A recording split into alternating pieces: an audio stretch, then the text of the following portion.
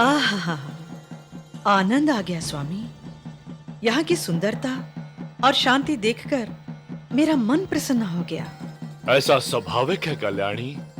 ये दंडक वन कई ज्ञात अज्ञात त्यागियों की तपभूमि है। यहाँ जप तप करने वालों ने मानव कल्याण और अपने आराध्य के दर्शनों के लिए अपना सर्वस्व निछावर कर त्यागमय जीवन स्वीकार किया है। यहाँ ऐसे ही तपस्वी रहते हैं।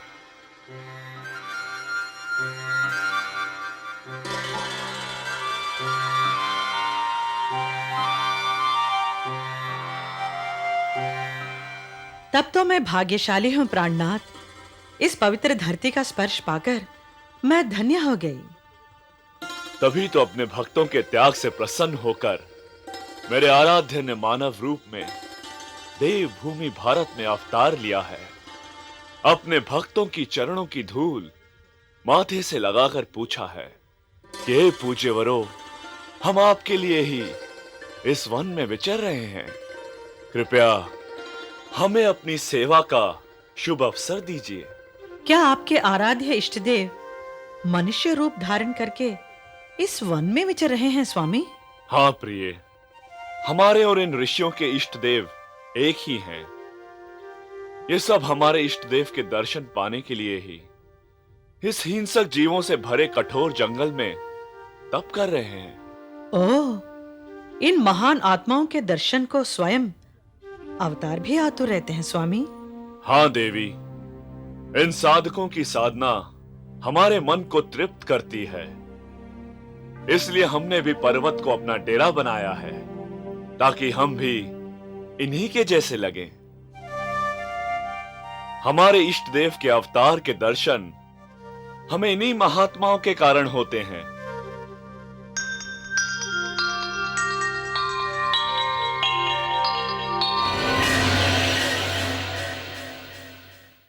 कैसे अशुभ भाव? कौन से अशुभ भाव? भृगु, पूषा, अंगीरा और अत्रि जैसे तेजस्वी ब्राह्मणों के रहते हमारा मंगल कोई नहीं कर सकता।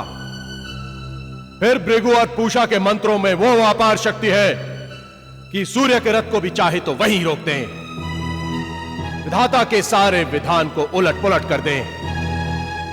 ये दोनों वेद मंत्रों के अधिष्ठाता ऋषि हैं। इन्हें तुम शिव से कम समझती हो? हे दक्षराज, देवी हमें जो समझें समझने दीजिए। परंतु अभी अभी देवी जी ने जो कहा कि हमें जगत के अमंगल अपशुगनों को मिटाने के लिए यज्ञ अनुष्ठान करने चाहिए, तो क्यों ना हम एक विशाल बृहस्पति यज्ञ का आयोजन करें, जिसकी अध्यक्षता ब्रह्मा जी और भगवान विष्णु करें। भृगु ऋषि, मैं आपके मन के छिपे भाव को समझ गया।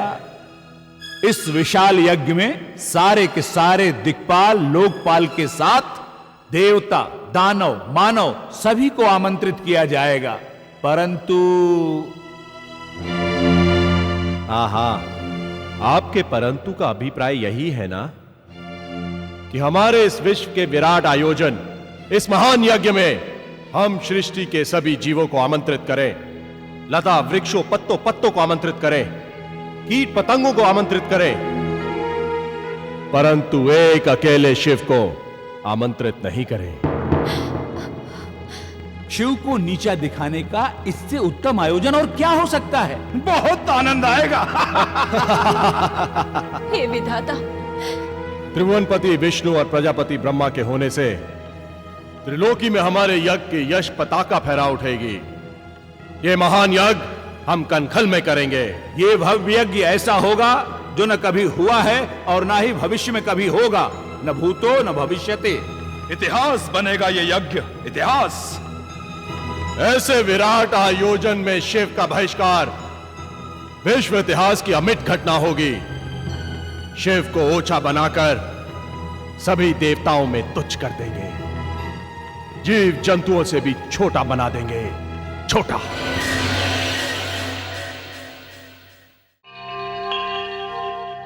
हे नाथ, वो आपके आराध्य इष्टदेव कौन हैं? हमें नहीं बताएंगे? वो हमारे रोम रोम में बसने वाले राम हैं। परस्पर परब्रह्म परमात्मा राम। इस त्रेता युग के अंतिम चरण में भगवान राम ने अयोध्या के राजा दशरथ के यहां मर्यादा पुरुषोत्तम बनकर जन्म लिया है। अब वही राम माता कैकेयी की इच्छा पूरी करने और पिता की आज्ञा का पालन करने के लिए छोटे भाई भरत को राजगद्दी मिले, इसलिए छत्र और राज सिंहासन को आंखों में लगे तिनके की तरह त्याग कर 14 वर्षों का वनवास भोग रहे हैं। उनके साथ उनके छोटे भाई लक्ष्मण हैं, जो राम के वनवास को अपना वनवास समझकर उनके पीछे पीछे चल रहे हैं। ओह, तो आपके इष्ट देव राम भी आपके जैसे ही वैरागी हैं। हे शिवे, हमारे इष्ट राम उनके भाई लक्ष्मण ही नहीं, माता सीता भी परम वैरागी है। उनके चरणों के पीछे चलने वाली माता सीता का हाल ही में दुराचारी रावण ने हरण कर लिया है। उन्हीं को ढूंढते हुए विरह से विकल बने राम वनों में भटक रहे हैं। उनके इस रूप का दर्शन करने हम इस दंडक वन में आए हैं। बस देवी, थोड़ी दूर और चलना होगा। उस विरह मूर्ति राम के दर्शन आपको भी होंगे। विरह मूर्ति राम? हाँ प्रिय, उनके इस रूप के दर्शन करोगी तभी मानोगी। चलो। हे स्वामी, मैं आपके सामने हाथ जोड़ती हूँ, कृपया ऐसा मत सोचिए। ऐसा करने से आप अपनी पुत्री सती के हृदय को चोट पहुंचाएंगे। उसकी वेदना की आह सारे कुल को नष्ट कर देगी। आप विधाता के पुत्र होकर विधाता को भी रुष्ट कर देंगे। हे स्वामी, आपके ये पाप विचार कहीं मेरे स्वप्न के अशुभ शकुन ना हो।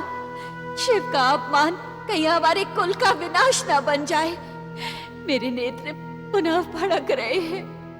तुम स्त्री हो ना प्रिय, स्त्रियां हर बात पर शंका करती हैं।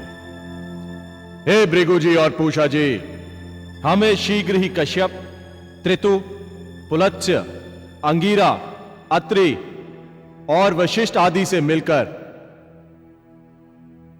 इस महान यज्ञ की तिथि निर्धारित कर देनी चाहिए।